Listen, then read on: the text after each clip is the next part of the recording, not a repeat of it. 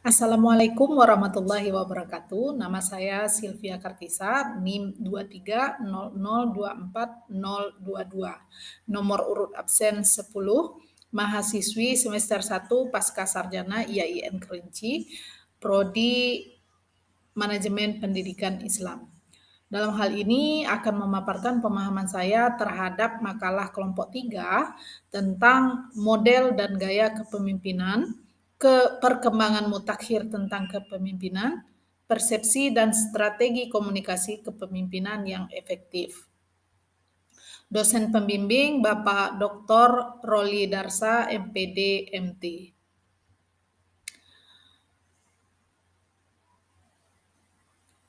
Model dan gaya kepemimpinan. Nah, di sini kepemimpinan itu sendiri adalah proses hubungan sosial yang melibatkan pemimpin dalam mengarahkan, memotivasi, dan mempengaruhi orang lain. Gaya kepemimpinan menunjukkan cara seorang pemimpin dalam menjalankan perannya dipengaruhi oleh faktor pribadi maupun faktor eksternal. Di sini ada beberapa macam model kepemimpinan, di antaranya yang pertama adalah model kepemimpinan tradisional, itu terdiri dari 3 bagian, yaitu kepemimpinan otokratik, kemudian kepemimpinan demokratis, kemudian kepemimpinan laissez-faire. Kemudian yang kedua itu adalah model kepemimpinan kontemporer dan terbagi lagi menjadi 4 bagian, yaitu transformasional, kemudian transaksional, servant atau pelayanan, dan karismatik.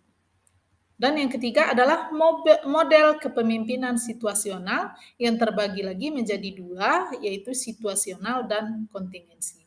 Baik, akan kita jelaskan satu persatu mengenai model kepemimpinan ini. Dimulai dari model kepemimpinan tradisional. Yang pertama yaitu kepemimpinan otokratik. Di sini pemimpin membuat keputusannya sendiri tanpa melibatkan anggota tim. Kelebihannya adalah keputusannya dapat dilakukan secara cepat, namun bisa mengurangi motivasi dari anggota tim. Kemudian yang kedua, kepemimpinan demokratis itu di mana seorang pemimpin melibatkan tim dalam pengambilan keputusan. Nah, di sini akan meningkatkan keterlibatan anggota tim, tetapi prosesnya akan lebih lambat. Kemudian yang ketiga, kepemimpinan laissez-faire. Di sini pemimpin memberi kebebasan penuh pada anggota tim untuk membuat keputusan. Nah, pada kepemimpinan jenis ini cocok untuk tim yang mandiri, tapi bisa kurang arah jika anggota tim belum berpengalaman, karena tadi sudah diberi kebebasan. Kemudian yang kedua, model kepemimpinan kontemporer. Yang pertama itu adalah transformasional, di mana di sini diartikan pemimpin itu menginspirasi anggota tim untuk mencapai tujuan bersama. Nah, di sini fokusnya itu pada pemberdayaan individu dari anggota tim itu sendiri.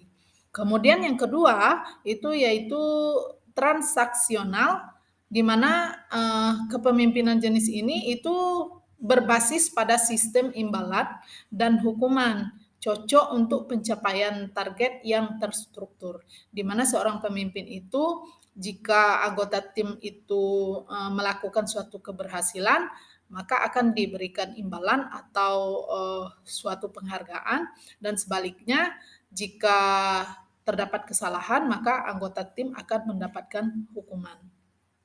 Kemudian yang ketiga itu adalah servant atau pelayanan, di mana pemimpin di dalam bentuk kepemimpinan ini adalah mendahulukan kebutuhan anggota tim, menciptakan lingkungan kerja yang positif.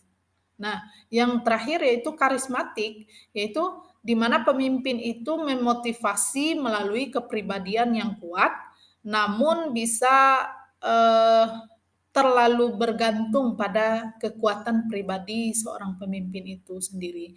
Nah, di sini anggota tim itu akan ketergantungan kepada sosok seorang pemimpin. Nah, yang Terakhir yaitu model kepemimpinan situasional, di mana efektivitas kepemimpinan tersebut tergantung pada kemampuan pemimpin menyesuaikan gaya sesuai kebutuhan tim dan situasi yang terjadi pada saat itu. Nah, teori ini mencakup teori situasional dan teori kontingensi yang sudah disebutkan tadi. Selanjutnya perkembangan eh, kepemimpinan modern. Yang pertama yaitu kepemimpinan digital, di mana kepemimpinan jenis ini adalah pemimpin itu menguasai teknologi digital untuk memfasilitasi komunikasi dan dalam mengambil keputusan. Nah, yang kedua, kepemimpinan berbasis data, di mana pemimpin itu memanfaatkan data untuk strategi dan evaluasi terhadap kinerja anggota tim tersebut. Kemudian yang ketiga yaitu kepemimpinan global dan multikultural, di mana dapat dipahami bahwa pemimpin di sini memahami keragaman budaya untuk memimpin tim internasional secara lebih efektif.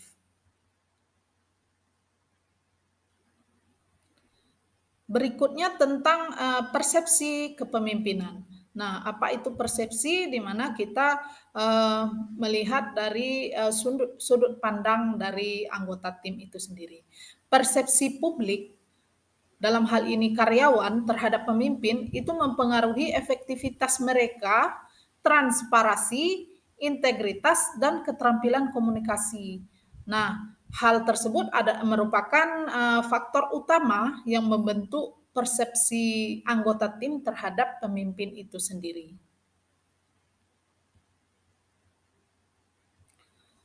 Berikutnya adalah strategi komunikasi kepemimpinan. Hal-hal yang bisa diterapkan oleh seorang pemimpin untuk mengkomunikasikan segala sesuatu. Yang pertama adalah interpersonal, yaitu mendengarkan aktif dan berbicara di depan umum dengan efektif. Di sini dibutuhkan keterampilan seorang pemimpin untuk dapat mendengarkan sekaligus dapat berbicara secara aktif.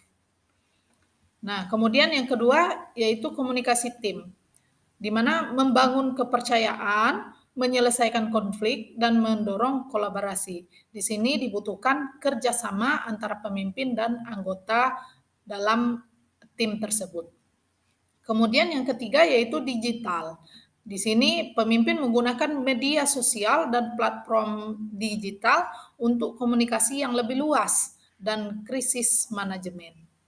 Kemudian yang terakhir yaitu feedback. Feedback itu diartikan sebagai umpan balik, di mana seorang pemimpin itu memberikan dan menerima umpan balik untuk perbaikan berkelanjutan di masa yang akan datang.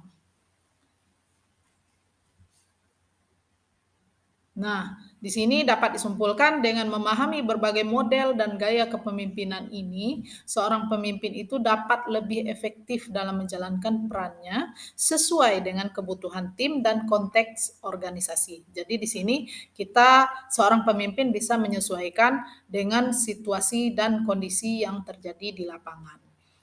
Nah, di sini terdapat dokumentasi perkuliahan daring, eh, presentasi dari kelompok 3, makalah kelompok 3.